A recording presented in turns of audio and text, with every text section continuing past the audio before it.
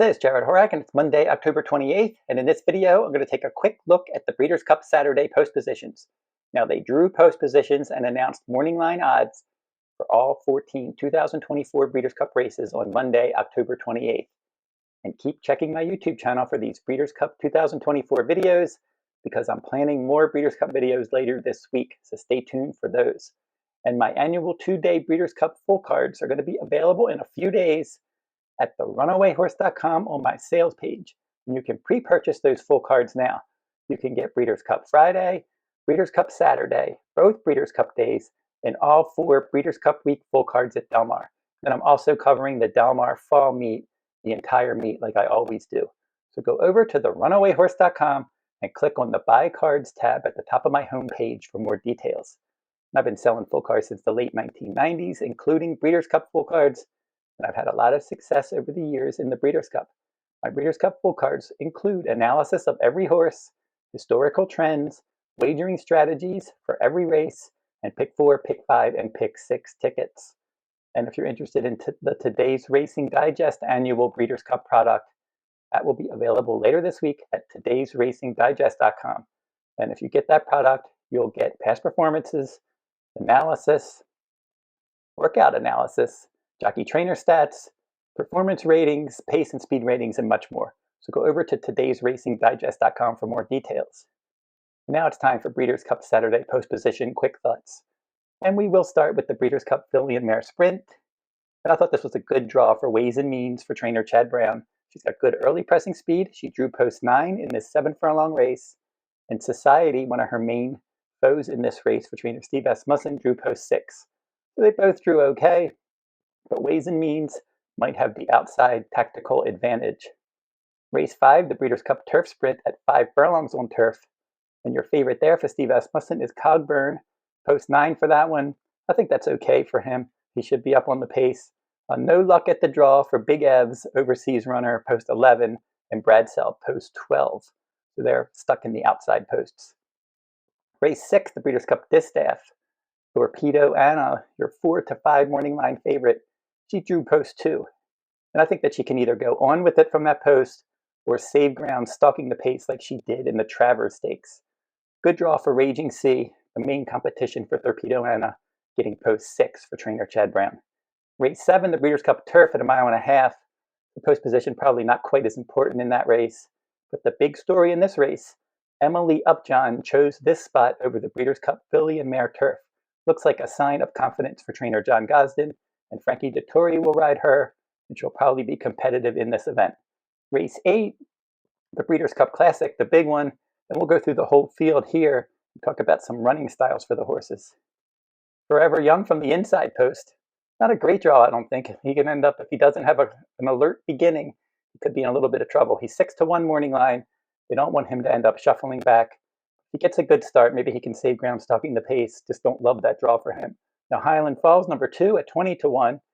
And he was all over the pace against Arthur's Ride, the heavy favorite in the Grade 1 Jockey Club Gold Cup at 1.25 miles last time. And he just took the race to Arthur's Ride, and he was able to win that race nicely. Post 2, I can see him going on with it in this spot as well. The 3, City of Troy, he's your 5-2 morning line favorite. His first start on dirt, and they would like him to be forwardly placed. And I think from post 3, he probably can get into a decent forward spot. Mixto for trainer Doug O'Neill. He's 30-1 morning line in post 4, and he's got tactical speed, and he won the Grade 1 Pacific Classic at 1.25 miles at Del Mar last time, but that was a less than stellar renewal of that race. And Mixto is going to have to pick up his game. Senor Buscador, number 5 at 30-1, big late runner.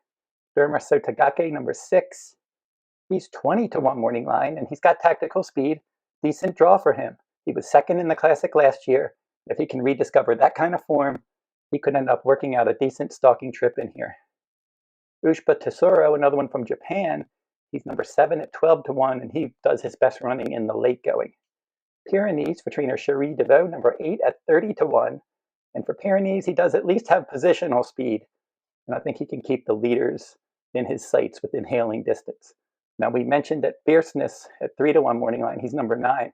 I've been mentioning in these videos that he needed an outer draw, and he got a decent draw. He got post 9, So Johnny V can watch to see what happens to his inside. Highland Falls, City of Troy, maybe Mixto, Derma, Sotogake, see where they end up positioning themselves. And then Fierceness can end up tracking the pace from an outer post and trying to get first run on the closers like he did in the Travers. Tapit Trice, Fierceness's stablemate.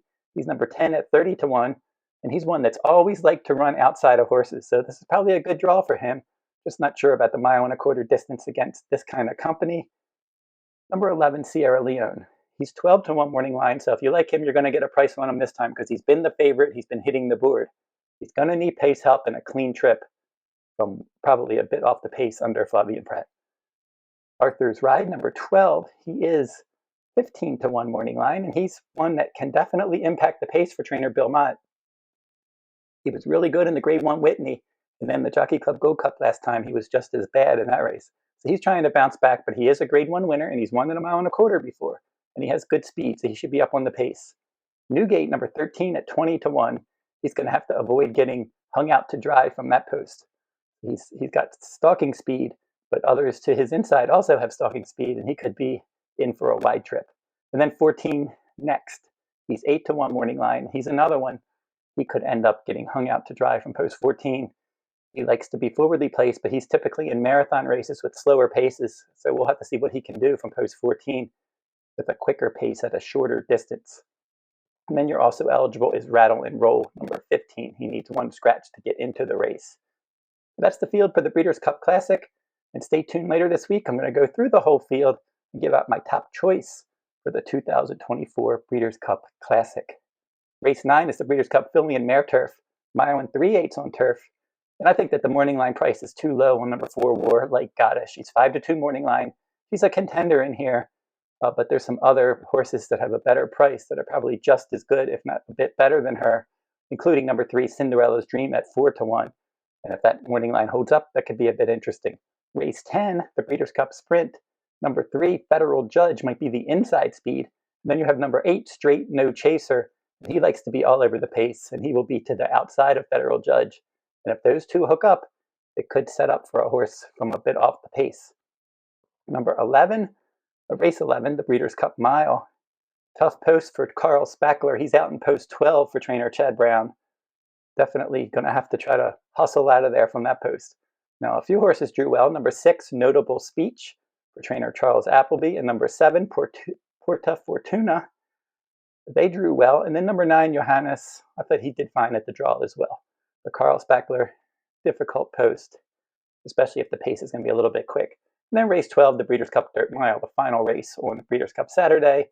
And Skippylongstocking is marooned out in post 14. So a poor post for him. Good draw for Seeds the Gray, number 6. He could probably tuck in right behind the speed, working out a good trip like he did in the Pat Day Mile. He's 10 to 1 morning line, but expect that he's going to take money. I don't think he's going to go off quite at 10 to 1. He's going to definitely be maybe half that. And then the 1, Saudi Crown, looks like the inside speed in the Breeders' Cup Dirt Mile. So don't forget to like, subscribe, comment, and share these videos. And I'll be back later this week with more Breeders' Cup videos. And until next time, good luck at the races.